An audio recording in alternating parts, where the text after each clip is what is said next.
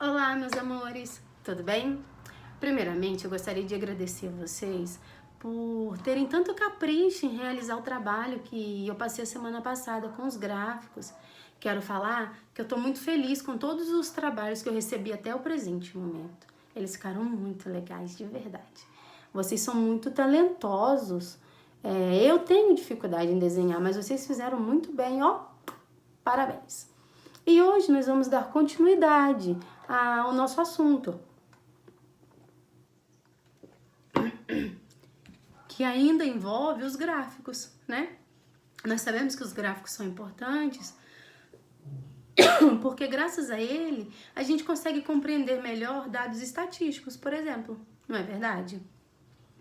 E existe um outro estilo muito importante que chama-se infográfico. O que é isso? Para que serve? Então, meus amores, o infográfico é, na verdade, um pequeno texto informativo acompanhado de uma ilustração, ou seja, um gráfico. E esse gráfico ele faz a representação não verbal desse texto verbal, que é, no caso, a informação que está sendo passada. E o infográfico, ele aparece em todos os lugares da nossa vida, a gente que não presta muita atenção. Somos distraídos por natureza. Quer um exemplo bem simples de infográfico? Sabe aquelas enquetes que a gente faz, ou então que a gente participa no Instagram? Tipo assim, por exemplo, quem tá cansado de ficar em casa? Sim? Não? Aí no final da enquete aparece ali o percentual de quantos porcentos não está entediado de ficar em casa e quantos por cento já está entediado? Quando aparece esse percentual somatizado, aquele pequeno textinho que é a pergunta em si, por exemplo, esse conjunto, o texto verbal com o texto não verbal, que é a representação dele de percentual, é o que a gente pode chamar de um exemplo bem simples mesmo de infográfico, mas já é um infográfico. Quer um exemplo mais complexo, por exemplo, ou melhor ilustrado? Imaginemos, pois, que vamos assistir a um jornal. E aí a Maju Coutinho está falando, atualizando a sociedade sobre os casos de coronavírus no Brasil. E aí, à medida que ela vai informando, atualizando esses dados pelas capitais, por exemplo, ela vai falando São Paulo, tantos casos, em tal dia, em tantos tempos. E enquanto ela vai falando isso, aí ela vai apontando no gráfico ali o percentual.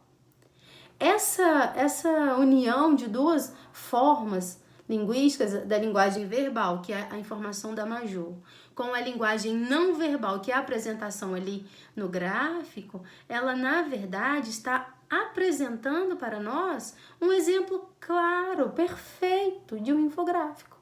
Então, os jornais em si, os jornais são um dos meios em que o infográfico ele é mais presente. Mas não significa que ele está presente só ali nos jornais, não, tá, meus amores? Ele está presente em tudo quanto é lugar. Nas universidades, por exemplo, quando os alunos estão fazendo pesquisas de campo para mestrado, doutorado, alguma especialidade, assim, eles costumam fazer essas pesquisas de campo e junto aos textos deles, às pesquisas deles, eles associam ali gráficos para que as pessoas possam, ao ler a informação, ter acesso à figura para poder compreender melhor os dados que estão sendo levantados ou informados ali. Então, quanto a infográficos, não tem segredo, a menos que seja uma linguagem um pouco mais formal, porque a informação ela precisa ser passada de um modo claro e respeitoso. Então, você não vai falar, e aí, velho, tem tantos por cento, não cabe essa linguagem em um infográfico, porque você não está falando com seus amigos, você está passando uma informação importante, né? E quando a gente vai falar de uma coisa importante, exige um grau de seriedade, né, meus amores? Maturidade, por favor. E aí, o que acontece? Lá na página 414, tem aqui, ó, tá vendo? 414, nesse quadradinho lilás, tem um canal no YouTube para onde vocês serão direcionados para assistir um tutorial. E esse tutorial vai ensiná-los a fazer um infográfico em PowerPoint. Por que no PowerPoint? Porque ou slide, né? Slide é isso. Sabe aquelas aulas que eu mandei para vocês a semana passada, que eu não consegui gravar? Então, aquilo eu fiz no PowerPoint, que tem como fazer tanto no celular, quanto no tablet, quanto no notebook. Nem todos os celulares têm essa ferramenta, mas a maioria tem. Eu, particularmente, gosto mais de fazer atividade, esse tipo de trabalho no computador. Acho mais fácil para manusear. E o tutorial vai ensinar vocês passo a passo de como fazer esse exercício, tá bom? Montar esse trabalho. Porque sim, vocês vão fazer um infográfico. Lá na página 413, pede para vocês fazerem um infográfico de um ambiente da escola. Só que como nós não temos frequentado a escola por razões óbvias, eu vou mudar um pouco essa temática. Já que vocês estão passando tanto tempo em casa, estão sendo bombardeados com notícias sobre o coronavírus e não se fala de outra coisa desde meados do mês de março até agora, então eu vou convidar vocês a parar um pouco e pensar nos impactos provocados por essa pandemia aqui na nossa região mesmo, pertinho de vocês. Como vocês acham que as pessoas estão reagindo a essa informação? Como vocês acham que as pessoas estão lidando? Vocês acham que elas estão lidando com caráter de preocupação, responsável? Ou vocês acham que elas não estão nem aí? Porque as pessoas continuam levando a vida normalmente. Como vocês acham que essa pandemia, isso tudo que está acontecendo, esse aprisionamento, né? Às vezes eu me sinto presa dentro de casa. Como que isso está provocando as nossas emoções? E aí você pode pegar informações, por exemplo, nas redes sociais de vocês mesmo. No Facebook, por exemplo, para quem tem, ali toda hora tem alguém postando alguma coisa relacionada ao coronavírus. Os órgãos públicos, né, o Ministério da Saúde, a Prefeitura de modo geral, tem manifestado nas suas páginas em relação ao coronavírus. Tem carro de som passando na rua pedindo pra gente ficar dentro de casa. E aí vocês vão informar como a população tem reagido. Claro, vocês não terão acesso a todos os dados, então serão dados ilustrativos, com base naquilo que vocês estão vendo.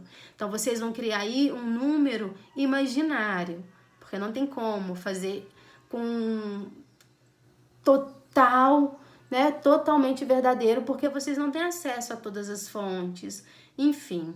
Mas com o que vocês veem da janela da casa de vocês, com o que vocês escutam na roda de conversa dentro de casa, com o que vocês observam nas redes sociais, tenta descrever, ilustrar qual tem sido o comportamento das pessoas. Aí vocês vão fazer aquele paralelo, o comportamento positivo e o negativo. E aí vocês vão informar esses dados em pequenos textos, como a apostila mesmo mostra.